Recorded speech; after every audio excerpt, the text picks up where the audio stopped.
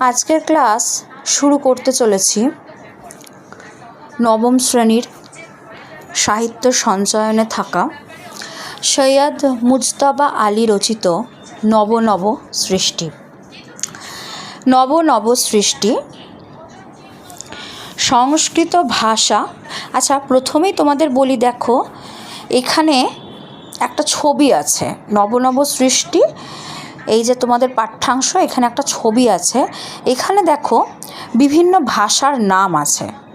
Total দেখো কটা ভাষা আছে, 8টা আছে। গুনে দেখো, এই দেখো আমি তোমাদের বলে দিচ্ছি। সংস্কৃত, গ্রিক, আবেস্তা, হিব্রু 4টে, আরবি, ফার্সি, ফরাসি, পর্তুগিজ 8টা। ঠিক আছে, এবার চলে আসছি তোমাদের মূল পাঠ্যাংশে।